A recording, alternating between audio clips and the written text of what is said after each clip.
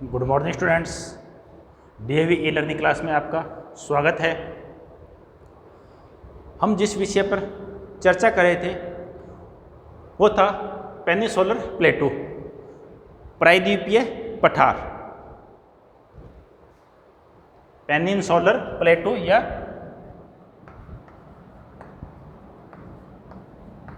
प्रायद्वीपीय पठार। Last video में मैंने आपको प्रायद्वीप और पठार दोनों का अलग अलग अर्थ बताया था। क्या था अर्थ? कि प्रायद्वीप उस भूखंड को कहते हैं जो तीन ओर से जल से घिरा हुआ हो। तो हम भारत का जो प्रायद्वीपीय भाग है, दक्षिणी भाग है, उसको प्रायद्वीपीय पठार बोलते हैं। क्यों? क्योंकि यह बंगाल की खाड़ी, हिंद महासागर और अरब सागर से घिरा हुआ है। पठार उस ऊंचे उठे हुए भूभाग को कहते हैं जो मैदानी भागों से 300 से 600 मीटर की ऊंचाई पर एक समतल भूभाग हो, उसे पठार कहते हैं। पठार पहाड़ियों से नीचा होता है और मैदानी भाग से ऊपर उठा हुआ समतल भूभाग होता है, उसे पठार कहते हैं। तो हमारा जो प्रायद्वीपीय भारत है या दक्षिणी भारत है, ये उत्तर भारत की बजाय दक्षिण में ऊपर उठा हुआ भूखंड है। और मैंने आपको बताया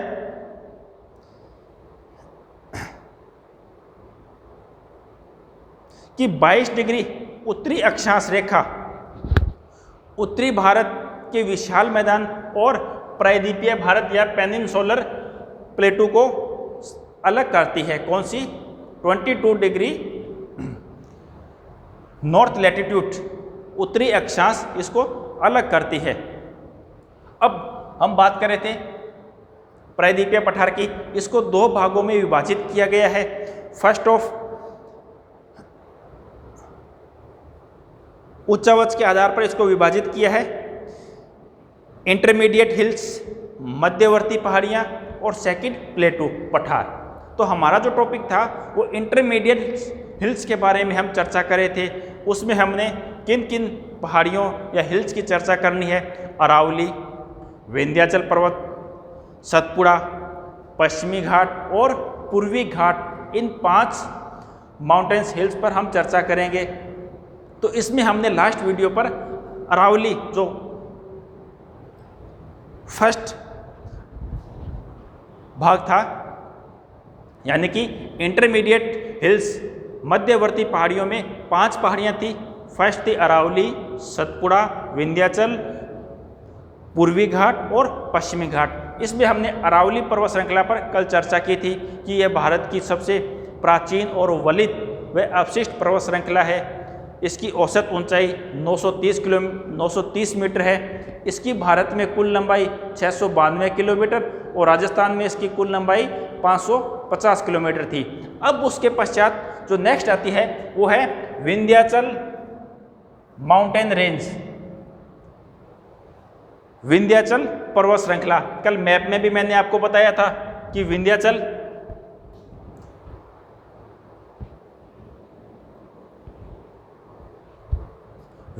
एक अवशिष्ट और कटी फटी श्रृंखला है।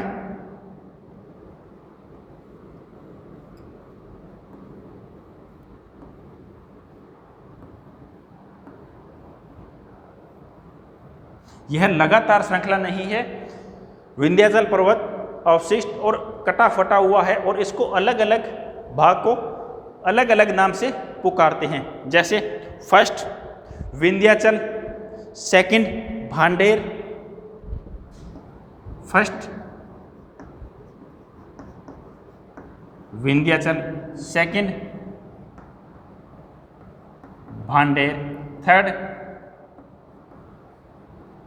कैमूर, और जो फोर्थ भाग है उसको पारसनाथ,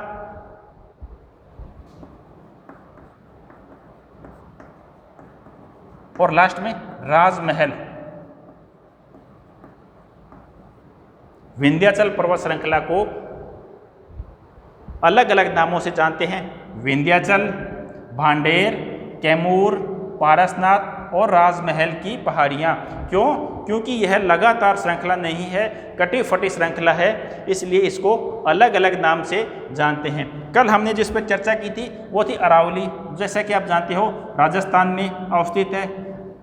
80% भाग राजस्थान में है। उसके अलावा गुजरात, हरियाणा और दिल्ली में 20% अरावली का भूभाग है।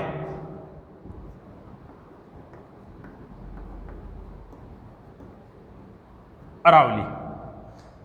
तो विंध्याचल में विंध्याचल, भांडेर, कैमूर, पारसनाथ और राजमहल की पहाड़ियां हैं।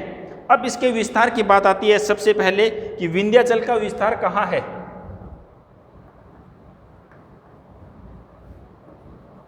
विंध्याचल के विस्तार की बात करें तो यह पश्चिम में चित्तौड़ से प्रारंभ होकर बिहार के सासाराम तक, राजस्थान के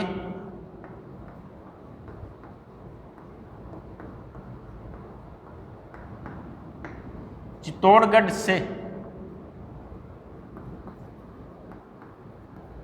बिहार के सासाराम,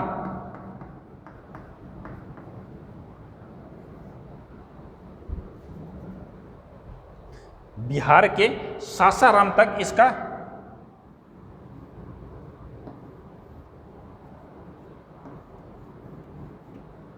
विस्तार मिलता है।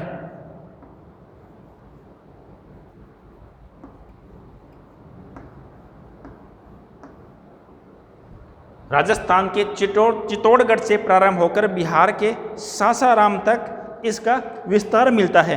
और इसकी सबसे प्रमुख विशेषता है कि यहाँ चूना पत्थर और बलुआ पत्थर के भंडार हैं। चूना पत्थर प्लस बलुआ पत्थर के सर्वाधिक भंडार हैं। और ये दोनों किस काम में आते हैं? भवन निर्माण के लिए काम आते हैं।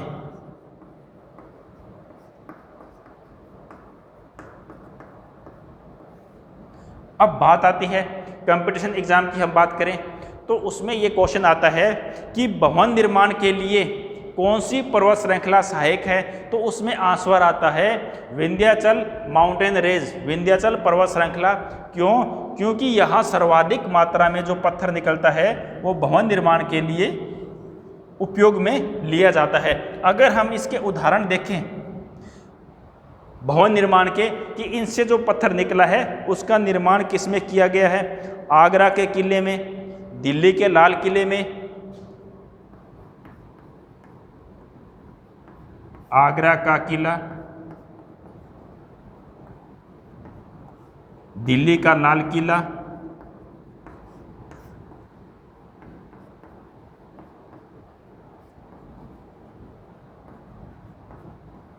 आगरा का किला, दिल्ली का लाल किला, इसके साथ साथ फतेहपुर सीकरी और बिरला मंदिर में,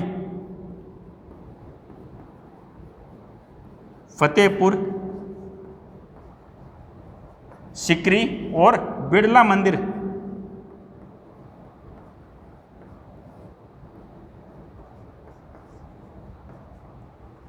में जो पत्थर लगा है वो विंध्याचल पर्वत श्रेणी के पत्थरों से ही लिया गया है। यहाँ कौन सा पत्थर मिलता है? चूना पत्थर और बलुआ पत्थर। और ये किस काम में है? भवन निर्माण की सामग्री में। और भवन निर्माण में अगर उदाहरण के तौर पे देखें तो आगरा के किले में लगा हुआ है, दिल्ली के लाल किले में इसका उपयोग किया हुआ है, फतेहपुर सीकरी और बिरला मंदिर में इस पर्वत श्रृंखला के पत्थरों को उपयोग में लिया गया है। अब इसके बाद बात आती है कि इसके अलग अलग जो भाग हैं, जैसे कितने भागों में विभाजित है विंध्याचल,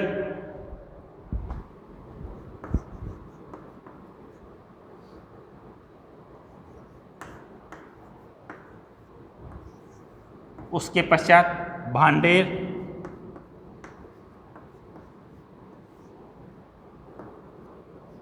उसके बाद कैमूर,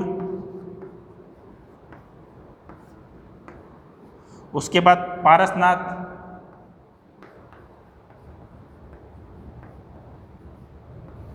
और उसके बाद राजमहल।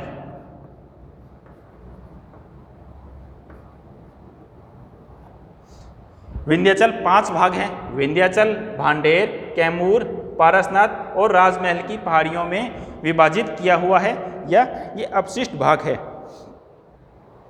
इसमें विंध्याचल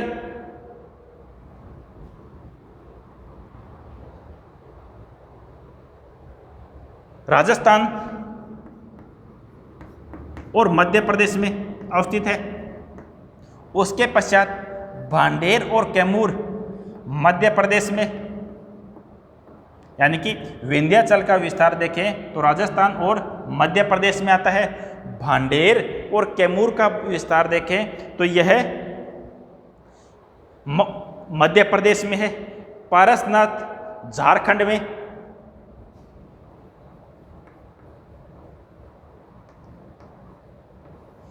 और राजमहल का विस्तार बिहार और पश्चिम बंगाल में,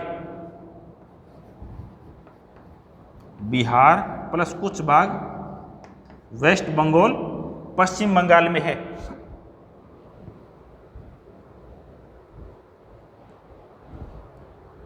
विंध्याचल राजस्थान और मध्य प्रदेश में इसका फैलाव है।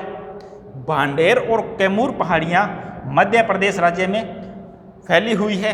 पारसनाथ की पहाड़ी झारखंड में और राजमहल की पहाड़ी बिहार और कुछ भाग पश्चिम बंगाल में फैला हुआ है। अब बात आती है कि विंध्याचल की सबसे ऊंची चोटी कौन सी है, तो इसकी सबसे ऊंची चोटी कालूनर चोटी है। इसकी सबसे ऊंची चोटी कालूनर चोटी, जो कहाँ है, भांडेर की पहाड़ियों पर।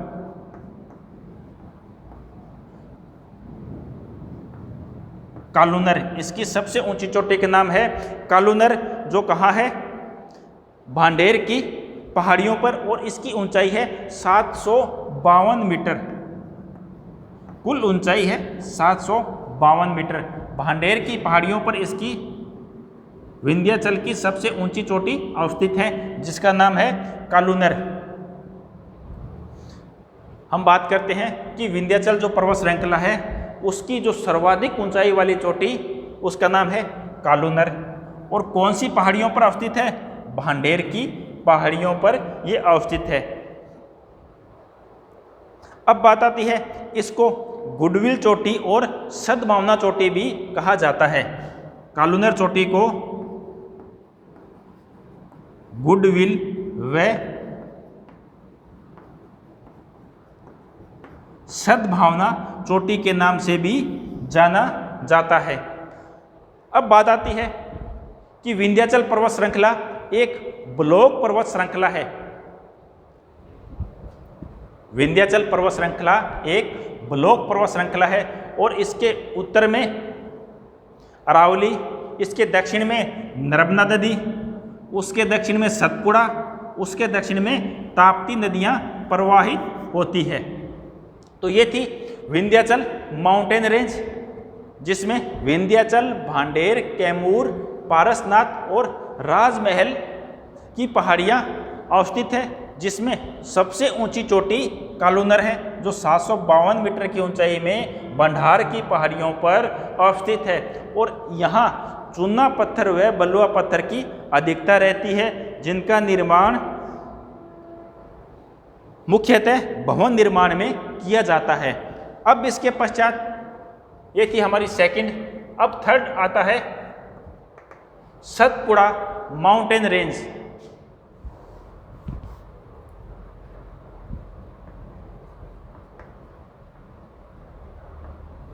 सतपुड़ा माउंटेन रेंज जो मध्यवर्ती पहाड़ियां थी, उसमें फर्स्ट अरावली, सेकंड विंध्याचल और थर्ड आती है सतपुड़ा माउंटेन रेंज, जिस पर हम चर्चा करेंगे। सतपुड़ा पर्वत श्रृंखला विंध्याचल के दक्षिण में अवस्थित है।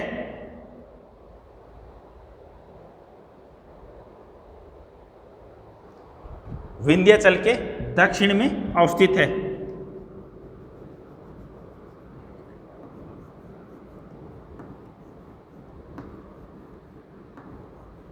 जो सबसे पश्चिम है उसको गिर पहाड़ी कहते हैं, गिर पहाड़ी।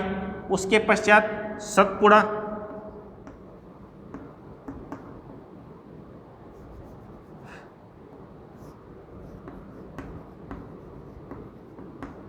सेकंड सतपुड़ा। थर्ड राजपीपला,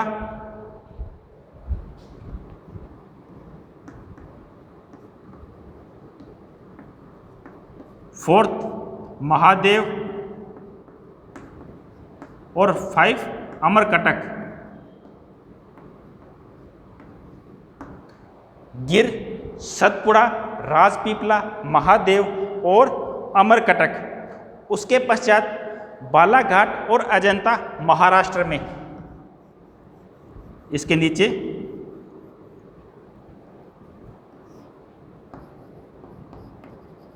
बालाघाट और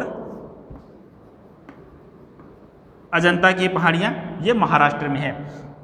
जैसा कि आप देख रहे हो, विंध्याचल के दक्षिण में सतपुड़ा, जो गिर पहाड़ियां सतपुड़ा, राजपीपला, महादेव और अमरकटक, उसके साथ साथ बालाघाट और अजंता की पहाड़ियों में विभाजित है। यह भी एक ब्लॉक पर्वत श्रृंखला है जो उत्तर में, यह एक ब्लॉक पर्वत श्रृंखला है। इसमें बात करें, फर्स्ट गिर, सेकंड सतपुड़ा,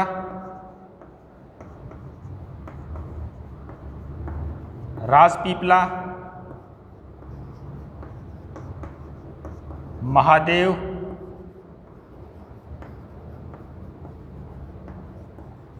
अमरकटक,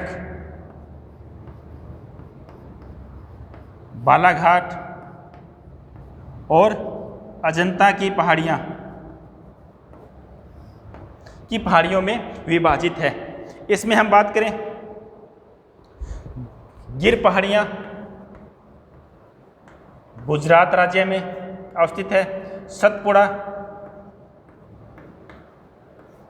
गुजरात प्लस मध्य प्रदेश में। सतपुड़ा गुजरात और मध्य प्रदेश में इसका विस्तार है। गिर पहाड़ियों का विस्तार ओनली गुजरात राज्य में। उसके पश्चात राजपीपला और महादेव की पहाड़ियाँ, राजपीपला और महादेव की पहाड़ियाँ का विस्तार मध्य प्रदेश राज्य में है। अमरकटक का विस्तार मध्य प्रदेश व छत्तीसगढ़ में। मध्य प्रदेश प्लस छत्तीसगढ़ और बालाघाट व अजंता महाराष्ट्र में विस्तृत है। सतपुड़ा माउंटेन रेंज को गिर, सतपुड़ा, राजपीपला, महादेव, अमरकटक और बालाघाट में विभाजित किया है। इसमें गिर गुजरात में, सतपुड़ा गुजरात और मध्य प्रदेश में, राजपीपला व महादेव मध्य प्रदेश में, अमरकटक मध्य प्रदेश और छत्तीसगढ़ में, बालाघाट व अजंता महाराष्ट्र में विस्तृत है। अब इसमें साथ साथ कुछ छोटी पहाड़ियाँ भी है, जैसे गुजरात में गिर के अलावा मांडव और वर्धा पहाड़ियाँ, गुजरात में मांडव व वर्धा पहाड़ियाँ, और महाराष्ट्र में हरिश्चंद्र की पहाड़ियाँ भी सतपुड़ा माउंटेन रेंज के अंतर्गत ही आती है, जो छोटी है। इसमें मुख्य कौन सी है? गिर, सतपुड़ा, राजपीपला, महादेव, अमरकंटक, बालाघाट, अजंता। अब इसकी बात करें कि सतपुड़ा पर्वत श्रृंखला की सबसे ऊंची चोटी कौन सी है? इसकी सबसे ऊंची चोटी धूपगढ़ है, जो महादेव पहाड़ी पर अवस्थित है। महादेव पहाड़ी पर इसकी सबसे ऊंची चोटी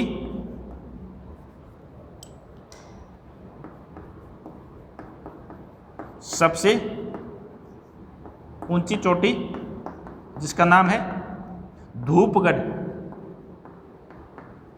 और इसकी ऊंचाई है 1350 मीटर। कौन सी पहाड़ियों पर है? महादेव पहाड़ी पर।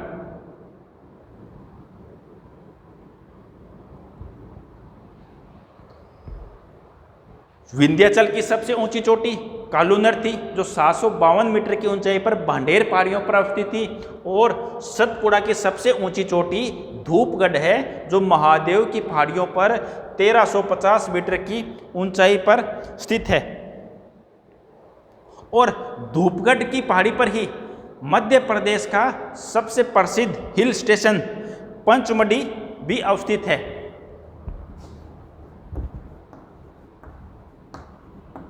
पंचमढ़ी जो स्वास्थ्यवर्धक स्थल या हिल स्टेशन के रूप में प्रसिद्ध है, मध्य प्रदेश का, जो कहाँ स्थित है? महादेव की पहाड़ियों पर स्थित है।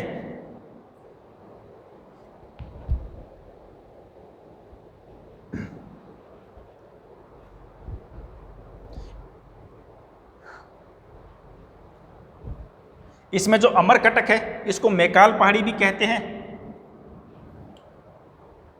अमरकटक,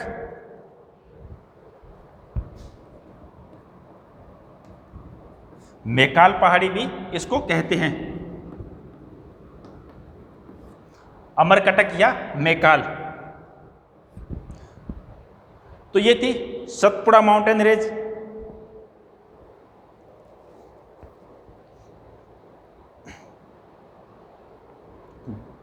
जिसमें हमने गिर, राजपीपला, महादेव, अमरकटक या मैकाल, बालाघाट, अजंता आदि पहाड़ियों पर चर्चा की। तो ये थी सतपुड़ा माउंटेन रेंज। पेनिनसुलर प्लेटू के अंतर्गत हमने जो इंटरमीडिएट हिल्स थी, उसमें अरावली, विंध्याचल और सतपुड़ा का अध्ययन किया। आज की वीडियो में हमने सतपुड़ा और विंध्याचल के बारे में जानकारी प्राप्त की।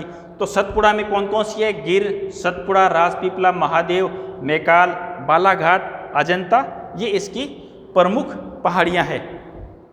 इसके अलावा जो हमारा इसका नेक्स्ट पार्ट है, जैसे जो शेष बच गए पश्चिमी घाट और पूर्वी घाट, इन दोनों का विस्तृत से वर्णन हम हमारी नेक्स्ट जो आने वाली ई लर्निंग क्लासेस है उसमें इसका अध्ययन करेंगे। आज के लिए इतना ही। धन्यवाद।